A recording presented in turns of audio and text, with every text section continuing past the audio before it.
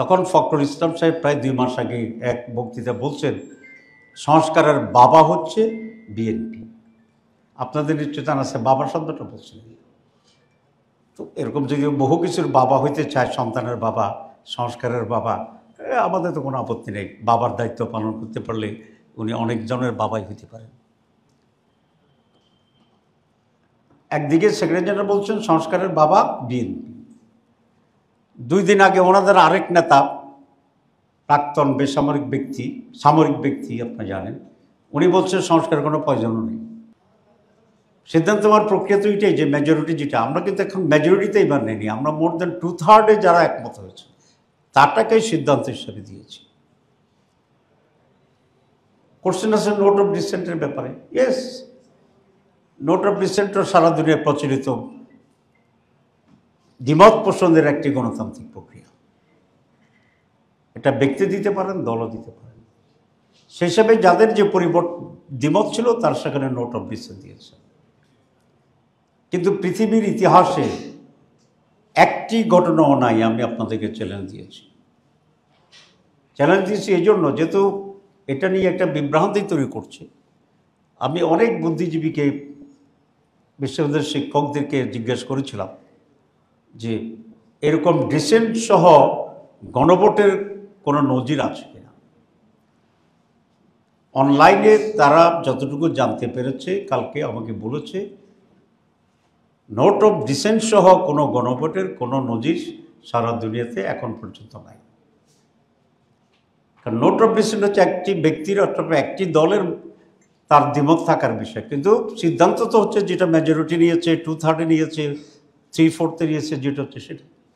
সুতরাং BNP note of যখন dissent দিয়েছে আমরা কোনো আপত্তি করিনি।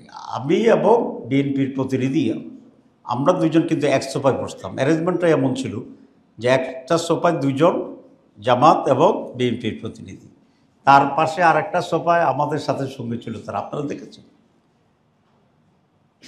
বিএনপির প্রতিনিধি যখন নোট অফ ডিসেন্টের কথা বলতো অনেক সময় আমি এক সাপোর্ট দিতাম যে ঠিক আছে ওনাদের নোট অফ ডিসেন্ট আছে, ইউ ক্যান রেকর্ড ইট। কিন্তু নোট অফ ডিসেন্ট তো ওনাদের দলের একটা আলাদা বিষয়, একটা কনসেনসাস কমিটির সিদ্ধান্তের সাথে হ্যাজ নো রিলেভেন্সি, মানে এটার কোনো প্রাসঙ্গিকতা নেই। এবং আমি আবার রিপিট করছি, দুনিয়ার কোথাও নোট অফ ডিসেন্টের উপরে গণভোট হয় নাই। আজকে আমি আপনাদের মাধ্যমে এই তথ্য দিচ্ছি। ওনারা যদি রেকর্ড দেখাতে পারে I will withdraw my position. এখন বিএনপি কিন্তু সংস্কারের প্রথম থেকেই তারা কিছুটা অনগ্রাহী ছিল। অনেক বিষয়ে তারা দীর্ঘ দ্বিমত করেছে এবং আমার ধারণা আমরা সকলে মিলে যে পরিমাণ কথা বলছি, বিএনপির প্রতিনিধি একাই কনসেনসাস কমিটিতে সেই পরিমাণ কথা বলছে, আপনারা দেখছেন। সব কিছু মিলে একটা সুন্দর এন্ড হয়েছিল এবং বিএনপি অত্যন্ত স্বতঃস্ফূর্তভাবে বিএনপির মাননীয় মহাসচিব এবং বিএনপির আরেকজন স্ট্যান্ডিং কমিটির সদস্য দুজনেই সিগনেচার দেওয়ার যে অনুষ্ঠান সেখানে তারা উপস্থিত ছিলেন, তার পাশে আমাদের সিট ছিল। আমরা স্বতঃস্ফূর্ত হাসি খুশি ঠাট্টা জোক সিরিয়াস টক সব কিছু মিলে ওখানে ছিলাম and we signed very gladly, very spontaneously, very naturally এবং with the decision of the party. এখন বাস্তবায়ন প্রক্রিয়া গিয়ে আবার সেখানে নতুন আলোচনা হয়েছে, কনসাস কমিটিরা করেছেন, ওনারা কিছু বলেননি। হঠাৎ করে দেখলাম যে বিএনপি ফোঁস করে উঠছে এবং মানে অগ্নিশর্মা মূর্তি। হঠাৎ আমরা তো একটা বিস্মিত হয়েছি যে হঠাৎ কী হয়ে গেল, রাতে কী স্বপ্ন দেখলেন এবং স্বপ্নের পরে এসে ওনারা এটা কী রিয়েক্ট করলেন। রিয়েলি আমি পার্সোনালি আমি এখনও বিস্মিত। What is the reason? 2 নম্বর কথা হচ্ছে ওনারা যদি পদ্ধতি নিয়ে দ্বিমত পোষণ করেন দে ক্যান ডু দিস, কিন্তু এখানে জামাতের সাথে তো কোনো সম্পর্ক নেই। এটা তো কনসেনসাস কমিটি বিএনপি, সরকার বিএনপি, এখানে বিএনপি জামাত তো কোনো পয়েন্ট না। জামাত জামাতের জায়গায় আছে, ওনারা ওনাদের জায়গায় আছে। আমরা বুঝে শুনে যেহেতু সিগনেচার করেছি আমরা দ্বিমত পোষণ করার কথা কোনো প্রয়োজন হচ্ছে না আমাদের। ওনারা হয়তো সিগনেচার আগে ঠিকমতো বুঝে শুনে করে নাই হয়তো বা, তো পরে যখন বুঝটা আসছে ওনাদের দৃষ্টিতে তখন ওনারা বিচার করছেন, তো করেন। কিন্তু আমরা বিশ্বের সাথে দেখলাম যে ওনারা সংস্কারের বিরোধিতা সাথে সাথে জামাত ইসলামীকে টার্গেট করে বিরোধিতা করা শুরু করেছে। আপনারা দেখেন ওনাদের কথার ভিতরে অনেক কন্ট্রাডিকশন আছে। মাঝে মধ্যে যখন পত্রিকা আসছিল যে বিএনপি সংস্কার চায় না, তখন ফখরুল ইসলাম সাহেব প্রায় 2 মাস আগে এক বক্তৃতা বলছেন সংস্কারের বাবা হচ্ছে বিএনপি। আপনাদের নিশ্চয় জানা আছে বাবা শব্দটা বলছেন। তো এরকম যদি বহু কিছুর বাবা হইতে চায়, সন্তানের বাবা, সংস্কারের বাবা, আমাদের তো কোনো আপত্তি নেই। বাবার দায়িত্ব পালন করতে পারলে উনি অনেকজনের বাবাই হইতে পারেন। একদিকে সেক্রেটারি জেনারেল বলছেন সংস্কারের বাবা বিএনপি। 2 দিন আগে ওনাদের আরেক নেতা, প্রাক্তন বেসামরিক ব্যক্তি, সামরিক ব্যক্তি আপনি জানেন, উনি বলছেন সংস্কারের কোনো প্রয়োজনও নেই। পত্রিকা দেখছেন না? আচ্ছা, আমি সব পত্রিকার কাটিং আনছি, ওনাদের বক্তব্য, এটা আমারগুলো না, পত্রিকা যেগুলো আসছে। তাহলে একজন বললেন যে সংস্কারের বাবা বিএনপি, আরেকজন বলছেন সংস্কার দরকার নেই। এখন আমরা কোনটাকে বিশ্বাস করব? ওনারা বললেন যে জামাত ইসলামী কি করছে, মিথ্যা বলে জনগণকে বিভ্রান্ত করছে। এখন কোনটা আমরা মিথ্যা কথা বললাম, এই কথাটা তো আমাদের জানার একটা অধিকার আছে। আপনারা না, যেহেতু আমরাই মিথ্যা বলতেছে, তাহলে কোনটা মিথ্যা বললাম এ কথা আমাদের জানার অধিকার আছে। আমি ফখরুল সাহেবকে অনুরোধ করব, উনি আগামীকালের ভিতরে বা ওনার সময় মতো জামাত ইসলাম কোন কোন পয়েন্টে মিথ্যা বলছে এটা জাতির কাছে পরিষ্কার করবেন। আরেকজন বলছেন যে জামাত ইসলামী প্রতারণা করে আমাদেরকে বেকায়দায় ফেলে দিছে। ওনারা বেকায়দায় পড়ছেন কিনা এটা আমরা জানি, এটা ওনারা বুঝতে পারেন। কিন্তু আমাদের কোন কথার কারণে ওনারা বেকায়দায় পড়ে গেলেন এটা আমরা টের পাচ্ছি না, কারণ আমরা এমন কিছু করতেছি না যে ওনারা বেকায়দায় পড়ে যাবে। তা আমি মনে করি এগুলো ওনাদেরকে এখানে পরিষ্কার করা দরকার। ওনারা এখন একজন এক চ্যাপ্টার নিচ্ছেন জামাতের বিরুদ্ধে। সেক্রেটারি জেনারেল এক চ্যাপ্টার, স্ট্যান্ডিং কমিটি আরেকজন আরেক চ্যাপ্টার। ওনাদের আরেক নেতা বলছে যে জামাত ইসলামীকে ব্যান করা উচিত। ঠিক আছে না? খুব ভালো। তো জামাত ইসলামীকে যদি 91 সালে বিএনপি যে সরকার গঠন করছিল তার আগে ব্যান করতো, বা জামাত যদি তখন ব্যান থাকতো, বিএনপিতে বোঝা গেলো ব্যান চাচ্ছে, তো তখন যদি ব্যান থাকতো জামাত ইসলামী, তাহলে ওনারা 91 সরকার গঠন করতেন কীভাবে? কারণ জামাতের সমর্থন নিয়েই তো সরকার গঠন করছে। তো জামাত ব্যান থাকলে তো আর তাহলে 91 সরকার কীভাবে গঠিত হইতো জামাত ব্যান থাকলে? আমি ওনাদের কাছ থেকে এই ক্লারিফিকেশনটা চাইতেছি। আপনাদের খেয়াল আছে না, জামাত ইসলামী তখন 18 আসন আমরা পেয়েছিলাম, কোনো দলের মেজরিটি পায়নি। তখন ম্যাডাম খালেদা জিয়া জামাত ইসলামীর কাছে অ্যাপ্রোচ করেছিলেন বিএনপিকে সমর্থন দেওয়ার জন্য, সরকার গঠনের জন্য। আমরা বঙ্গভবনে গিয়ে চিঠি দিয়ে বিএনপিকে সমর্থন দেওয়ার পরে বিএনপি মেজরিটি হয় এবং সরকার গঠন করে। আচ্ছা, সেটা নিঃস্বার্থ হতে পারে, উদাহরণ যারা বলছে সেটা কোনো ম্যাটার না। ম্যাটার হচ্ছে জামাত যদি ব্যান্ড থাকতো, 18 সিট না যোগ হইতো বিএনপির সাথে, তাহলে বিএনপি কি সরকার গঠন করতে পারতো না। তো তাহলে বিএনপি যদি 91 সালে সরকার গঠন করতে না পারতো, আজকে বিএনপি কি এই অবস্থায় আসতে পারতো? বিএনপির ইতিহাস তো এরকম হইতো না, হয়তো ভিন্ন হইতো। তখন আওয়ামী লীগ আবার সরকার করতো, তারপরে কি হইতো, এটা কাল্পনিক, এখন তো আমরা বুঝছি না। তাইলে বিএনপি নেতারা এমন কথা বলেন যে কথা যদি সত্য হয় বা সত্য হইতো, তাহলে বিএনপির নিজস্ব পজিশনেরও একটা হুমকির ভিতরে পরিচিত, সরকার করতে পারত না। কথাটা কি আমি বুঝাতে পারছি আপনাদের? আমি 91 সালে সরকার গঠনের পরে ওমরায় গিয়েছিলাম। তো সেখানে লোকেরা আমাকে ধরছে যে আপনারা মহিলার নেতৃত্বকে সমর্থন দিলেন কেন? কারণ খালেদা জিয়ার নেতৃত্বে তো এটা তো একটা বেকায়দা প্রশ্ন। তা আমি বললাম যে আমরা তো পুরুষেরও দাঁড়িয়েছিলাম, কিন্তু এদেশের মানুষ তো দুইটা বড় দলকে বেশি আসন দিয়ে মাত্র 18 আসন দিয়ে পাশ করিয়ে জামাত ইসলামীকে তা আত্মাইয়ুতে বসে রাখছে। আত্মাইয়ুত বুঝুন তো, নামাজ শেষ করার আগে যে আমরা পড়ি বসে, তো জামাত তো আত্মাইয়ুতে বসে দিয়েছে মানুষ, দুই পক্ষে দুই মহিলা।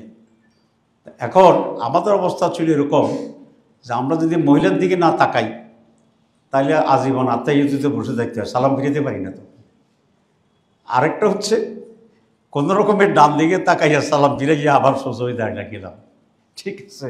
তো আমরা 91 সালে ওই আত্মাইয়াতু থেকে নামাজ শেষ করার জন্য বিএনপির দিকে সমর্থন দিয়া তো আমরা এই সরকারটা গঠন করে দিয়েছি। তো এই জন্য বলছি যে বিএনপি যে বলছে জামাতকে ব্যান্ড করতো, জামাত যদি 91-এর আগে ব্যান্ড হতো তাহলে বিএনপি কীভাবে সরকার গঠন করতো জামাতের সহযোগিতায়, এই ব্যাখ্যাটা আমি ওনাদের কাছ থেকে চাই। আজকে আমাদের বেশি কথা না, আমাদের বন্ধুরা যেটা বলে সেটার ব্যাপারে আমরা একটু ক্লিয়ার হতে চাইতেছি। এরপরে আওয়ামী লীগের বিরুদ্ধে যত আন্দোলন হয়েছে, এই আন্দোলনে সবচেয়ে বেশি স্যাক্রিফাইসটা কে করছে, যে কারণে আজকে এই পরিবর্তন, যে কারণে আছে আরেকটা সরকার গঠনের চিন্তা, নির্বাচনের চিন্তা। আমাদের তো সিনিয়র 11 জন নেতাকে হত্যা করছে আওয়ামী লীগ, কিন্তু বিএনপির এমন কোনো সিনিয়র নেতাকে কি ফাঁসি দিছে? তাহলে ফাঁসিটা খাইছি আমরা, প্রফিটটা আর ফ্রুটসটা নিছে বিএনপি। তো তারপরে তো আমরা কিছু বলি না, কারণ আমরা তো একটা সিভিলাইজড পলিটিক্যাল পার্টি, আমরা কারো উপকারকারী খোটা দিই না। কিন্তু যা উপকার পাইছে এবং যা গভর্নমেন্ট ফর্ম করছে, যারা আমরা হেল্প করলাম, হে আবার আমাদেরকে উল্টা কথা বলতেছে। তো এটা কি রাজনীতির সংজ্ঞা, রাজনীতির আভিজাত্যে, রাজনীতির কালচারে, রাজনীতির ক্যালকুলেশনে, অথবা রাজনীতির আপনার যে এনভায়রনমেন্ট, সেটা কি এটা পড়ে? এরপরে যেটা সেটা হচ্ছে ফখরুল সাহেব একেবারে আরও এখন থেকে 56 বছর আগে গেছেন।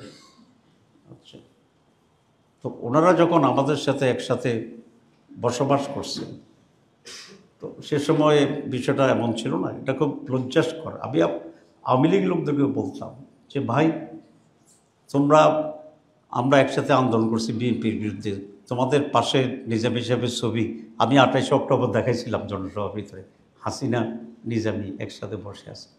তো তখন তোমরা জামাতকে হালাল মনে করছো, এখন যে উল্টা কথা বলো, একটু লজ্জা থাকা উচিত না? যে মানুষ তো দেখতেছে যে এরা একদিন আগে একসাথে খাইছে, একটু উপরে উল্টো পাল্টা কথা বলতেছে। শোক লজ্জা হইলেও থাকতে হইব যে আমি একসময় ব্যবহার করেছি, এখন আমি উল্টা বলছি। তো বিএনপি যদি এখন আওয়ামী লীগের ন্যারেটিভ দেয়, বিএনপি এখন আওয়ামী লীগের ন্যারেটিভ দিচ্ছে, তাহলে বিএনপির সাথে আওয়ামী লীগের জামাতের পোস্টে তাহলে কোনো ডিফারেন্স থাকছে না। তাহলে বিএনপি ততক্ষণ বিএনপি যতক্ষণ তারা আওয়ামী লীগ বিএনপি লড়াইতে থাকে। যখন জামাত এবং বিএনপির সাথে যে কোনো কারণে মতপার্থক্য হয়, তখন বিএনপি কিন্তু আওয়ামী লীগের নেগেটিভ এবং আওয়ামী লীগের চেয়ারে বসে জামাতের বিরুদ্ধে কথা বলে। এটা আমি মনে করি যে রাজনৈতিক সততার অভাব। রাজনীতিতে মিনিমাম সততা থাকতে হবে। এখন কোনো দল যদি মনে করে যে আমরা জনগণকে যাই কন্টেন্ট দিই না কেন, আমরা ক্ষমতা এসে চাঁদাবাজি করব, এখানে আমাদের সততার প্রয়োজন নেই। আমরা ক্ষমতায় এসে বা আমরা যদি সুযোগ পাই আমরা দখল করে ফেলব, এখানে সততার কোনো প্রয়োজন নেই।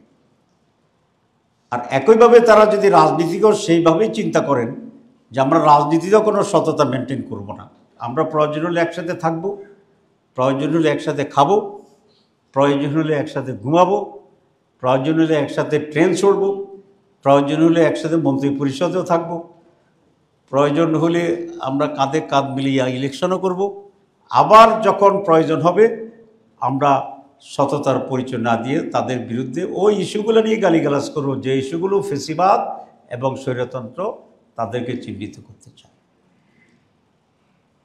এটাই যদি রাজনীতির ক্যারেক্টার হয়, দলগুলোর ক্যারেক্টার হয়, তো তাহলে 54 বছরের যে সাফারিংসটা, এটা কি জনগণের জন্য? নো, জনগণের ভুল সিদ্ধান্তের জন্য নো। 54 বছরে জনগণ সবসময় সঠিক সিদ্ধান্ত নিয়েছে। এটি পলিটিক্যাল পার্টিস, দি করাপ্ট পলিটিক্যাল লিডার্স, অকৃতজ্ঞ রাজনীতিবিদ, যখন যা তখন তা, এরকম চরিত্রের রাজনীতির নেতৃত্ব আজকে বাংলাদেশের এই সকল ক্রাইসিসের জন্য প্রধানত রেসপন্সিবল বলে আমরা মনে করি। জামাত ইসলামী কখনোই মুনাফিকি করে না। জামাত ইসলামী কখনোই কারোর সাথে কোনো প্রতারণা করে না। এটা কেউ যদি খুবই ডকুমেন্টের, আমি ডিবেটে রাজি আছি। যারা জামাত ইসলামকে এরকম শব্দ নিয়ে আজকে মানুষকে বিভ্রান্ত করতে চাচ্ছেন, আমি ব্যক্তিগতভাবে তাদের সাথে, অথবা তারা যদি কোনো দলের প্রতিনিধিত্ব করেন, সেইভাবেও আমরা ওপেন ডিবেট করতে রাজি আছি যে আমরা এগুলোর সাথে আমাদের কোনো সম্পর্ক নাই। পাবলিকলি আমরা ওপেন এ নিয়ে চ্যালেঞ্জ করতে চাই।